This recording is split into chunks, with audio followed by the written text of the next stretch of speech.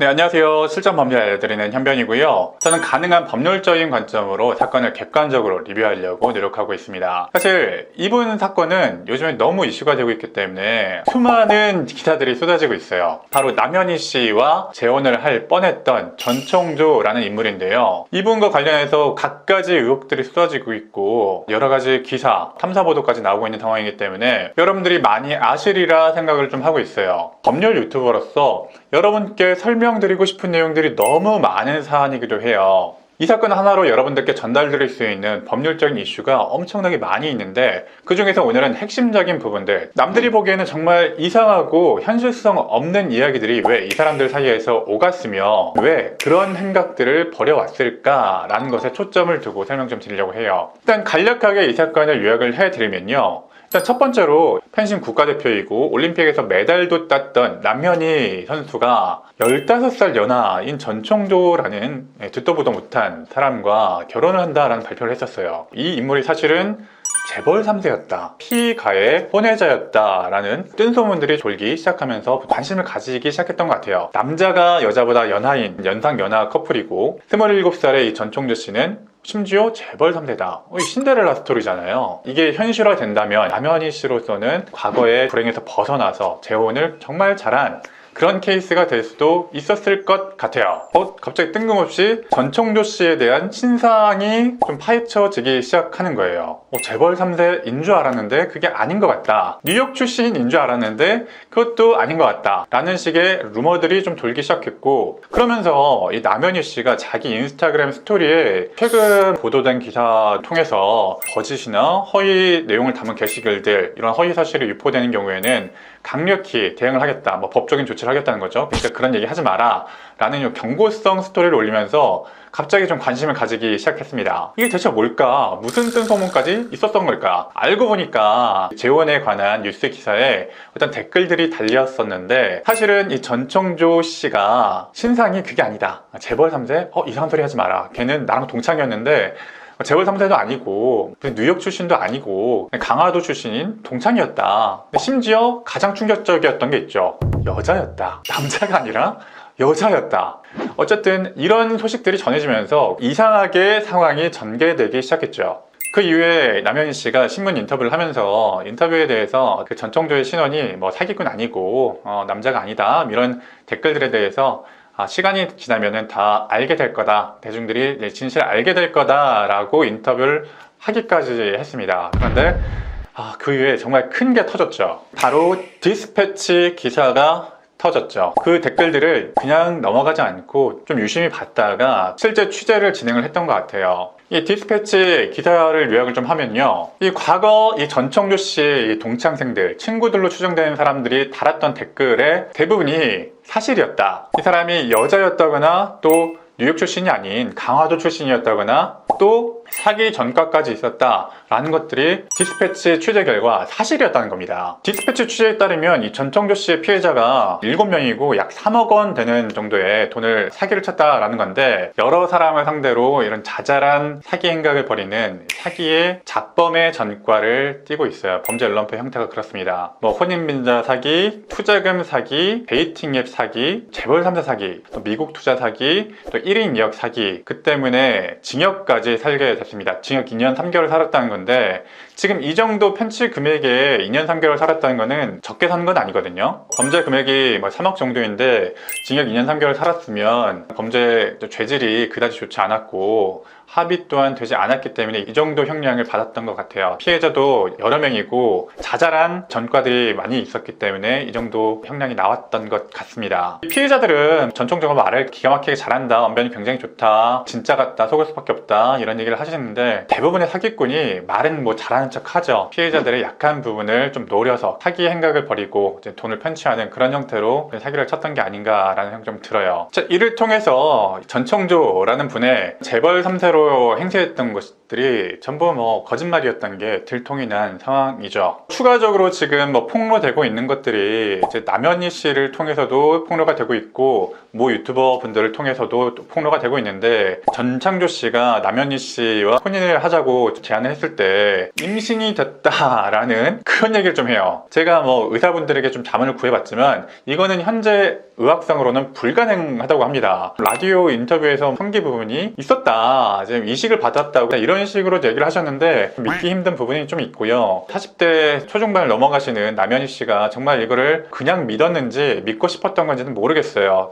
그 외에도 뭐 파라다이스 회장의 혼외자이다 라고 한 부분이나 엄마와 통화까지 하면서 내가 어디서 태어났어? 뉴욕이야 뉴욕, 이런 얘기까지 하게 한다든가, 한 누리꾼이 자기가 이 사람의 뭐 경호 아르바이트를 했다, 기자인 척하는 아르바이트를 했다 라고 하면서 너무 저단수의 수법으로 뭐 사기 행각을 벌여놓은 사실들이 들통이 나면서 너무 많은 유행어를 또 남기고 있죠.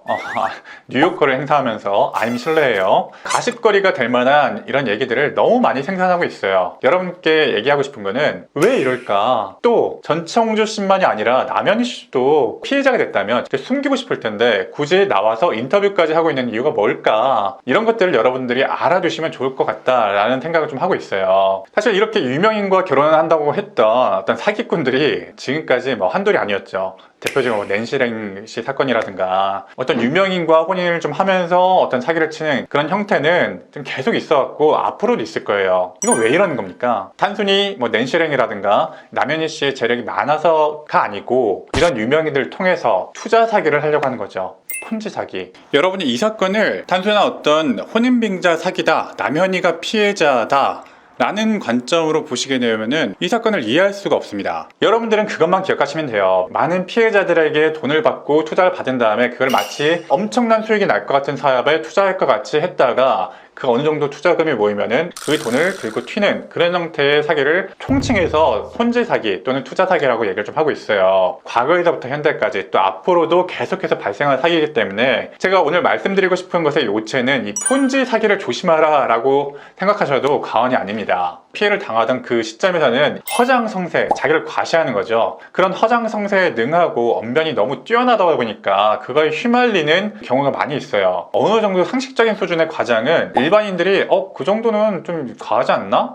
월 1% 수익이면 연 12% 수익인데 연 12% 수익이면 그게 말이 돼? 이런 식으로 합리적인 생각을 하는데, 예를 들어서 월 10%, 1년 만에 돈이 2배가 된다는 건데 뭐 연 200%, 300% 나 원금 보장하면서도 높은 수익을 내겠다, 재벌 3세이고 나는 뉴욕에서 뭐 앨런 머스크랑 펜싱 게임 하는 사람이다, 상식을 벗어나는 말을 계속하다 보니까 진짜 맞나? 이런 혹한 순간이 오게 된다는 거예요. 그거 뭐 피해자도 문제 있는 거 아니야? 맞습니다. 피해자도 이런 말을 그냥 곧이곧대로 믿은 것도 문제인데요. 사기꾼들은 이런 취약해진 피해자들의 심리 상태를 기가 막히게 이용해서 파고드는 겁니다. 약간은 이제 사회생활에 좀 능숙하지 않은, 또는 막 이혼을 해서 외로웠던, 경제적으로는 좀 부가 있지만 감정적으로 좀 외로우신 그런 노인분들, 그런 취약한 부분을 심리적으로 잘 파고드는 것이 이 사기꾼들이에요. 제가 이런 사기나 형사사건을 하면서 좀 얘기 드리는 게 하일리 법칙이라는 게 있거든요. 하나의 사기 피해가 나타나기 전까지는 작은 징조들을 보인다. 그 징조들을 이전에도 작은 시그널들이 있다. 사기꾼들의 행태도 좀 비슷합니다. 하나의 사기를 치기 위해서 엄청나게 밑밥을 까는 겁니다. 재벌 2세, 3세에 있고 사실은 내가 쓸만한 돈이 이만큼 많이 있고 뭐 일론 머스크나 해외 유명한 투자자들과도 좀 친하고, 그런 밑밥들이 엄청나게 깔아놓기 때문에 피해자들이 걸어 들어가서 피해를 당하시는 경우도 꽤나 많이 있습니다. 사기 피해를 입증하기가 좀 어려운 형태이기도 하죠. 그런 경우는 다단계 사기라고 하는데, 이런 형태의 폰지 사기에서는 피해자가 어느 순간 피해자만이 아니게 되는 순간이 또 와요. 이 피해자가 내가 어느 정도 이 돈이 들어간 상태에서는 이게 좀 이상하다라는 낌새를 눈치를 챘으면서도 내가 이미 투자된 돈이 있고 내가 믿었던 게 있기 때문에 그 보상 심리로 다른 피해자까지 포섭하려는 경향이 좀 있습니다. 그래서 많은 분들이 물어보시는 게, 이 남현희 씨가 피해자인가 가해자인가 이걸 물어보시는데, 순수한 피해자냐 라고 했을 때는 아닐 수도 있다 라고 말씀을 드릴 수밖에 없어요. 이 스포츠계에서는 또 나름의 좀 인지도가 있는 분이잖아요. 또 펜싱이라는 게 또 어느 정도 경제적으로 여유가 있는 학생들이 배우는 것이기 때문에 또 그 부모들, 부모의 친구들까지 이런 식으로 다단계로 포섭되어 가는 게 이런 폰지 사기의 특징이에요. 남현희 씨가 과연 순수한 피해자냐 라고 했을 때는 의문부호가 붙는 것이 사실이고, 그렇기 때문에 남현희 씨도 내가 이렇게 속았고 임신 테스트기를 했는데 10개를 했는데 10개가 다 임신으로 나오더라, 수치스러운 부분을 까발리면서까지 얘기하고 있는 게 그런 법률적인 책임에서 벗어나고 싶어서 이런 얘기를 하는 거예요. 남현희 씨에 대해 수사가 이루어지게 되면은 100% 자유로울 수 있는가, 그거는 수사를 지켜봐야 될 일이에요. 저희도 많이 보잖아요. 연예인들이 후자와 연루가 되었다가 단순히 이제 피해자인 상태가 아니고 가담자 혹은 공범 또는 주동자의 한 명으로 좀 몰려서 처벌받는 것까지 저희가 여러 번 목격한 바가 있습니다. 단지 지금 시점에서는 남현희 씨가 가해자냐, 그렇다면 사기 공범이냐, 이렇게까지 판단하기는 좀 어려운 시점이고, 다만 남현희 씨도 상당히 많은 선물 공세를 받았잖아요. 그것이 단순히 결혼을 위해서 정천조가 남현희에게 정말 순수하게 한 선물인지, 아니면 정천조의 재력을 같이 과시하기 위해서 그걸 인스타그램에 올리고 했던 생각을 버린 것인지, 그것에 대해서는 아직까지는 판단을 보류해야 될 시점이기도 해요. 지금 들리는 소문에 의하면 받았다는 선물이 벤틀리라는 정말 고가의 차량이죠. 명품백, 국내 최고 호텔이죠. 호텔에서 인증샷을 찍는다던가, 거기서 살고 있다던가, 월세 3,500만 원인 집을 신혼집으로 삼았다던가, 이런 것들을 인스타그램에 고스란히 노출시킨 남현희 씨가 과연 아무것도 몰랐을까? 약간 의문 부분은 찍혀요. 기사 제목만 보더라도 수십억대 규모의 사기 피해를 호소하고 있다라고 하고 있고, 이 남현희 씨가 전청조 씨와의 결혼을 발표하기 전인 올해 초부터도 전청조를 VIP라고 소개를 하면서 미국 사업가다, 부가 좀 대단하다, 재력을 좀 과시하기도 하고 그런 행동을 같이 했던 것도 있었던 것 같아요. 여기서 한 가지 더 궁금하실 부분들이, 만약에 이 남현희 씨가 제공받은 돈, 선물이 범죄 수익에서 비롯된 거라면 사실상 돌려막기가 된 거잖아요.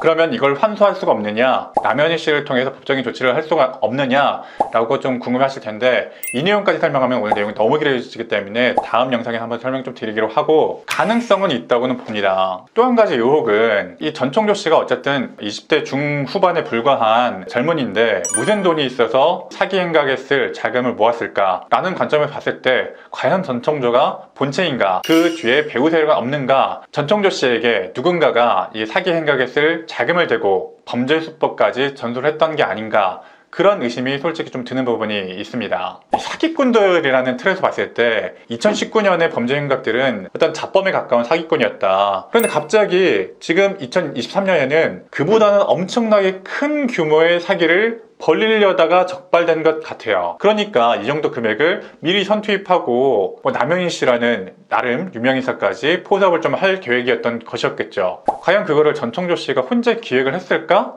라는 부분에 대해서는 대단히 의심이 가는 부분이 있어요. 징역 살다 온 지 몇 달도 안 됐는데 그 정도 자금을 마련한다? 그거는 약간 좀 무리이지 않나 라는 생각까지 좀 들고요. 이 부분에 대해서는 추가적인 수사를 통해서 만약 몸통이 따로 있다면 그런 부분에 대해서까지 수사가 좀 되었으면 좋겠다 라는 마음입니다. 지금 현재로서는 전청조 씨가 어쨌든 총대를 메고 책임을 좀 지려고 하는, 꼬리 자르기를 당하려고 하는 느낌이니까, 여러분 제가 늘 말씀드리지만 우리는 늘 사기에 노출되어 있고 누구나 1억 정도의 사기는 인생에 한 번 정도는 당할 가능성이 높다. 그러니까 한 번도 당하지 않도록 주의 깊게 살펴야 된다. 이런 점을 좀 명심해 주시기를 바라요. 제가 법률 유튜버로서 이 사례를 통해서 정말 이런 사기들이 계속해서 빈번하게 발생할 거라는 것을 여러분께 전달할 수 있어서 좀 다행이라는 생각까지 좀 들게 됩니다. 전 앞으로도 사기꾼이 여러분들을 노리지 못하도록 여러분들이 이 채널을 통해서 사기에 대해서 또 이해를 하시고 또 경계를 하실 수 있도록 노력하는 채널이 되도록 하겠습니다. 자, 오늘은 남현희 씨와 결혼할 뻔했던 전청조라는 사람에 대해서 리뷰를 좀 해봤고요. 특히 왜 도대체 이런 말도 안 되는 행동들을 보였던 것일까 라는 점을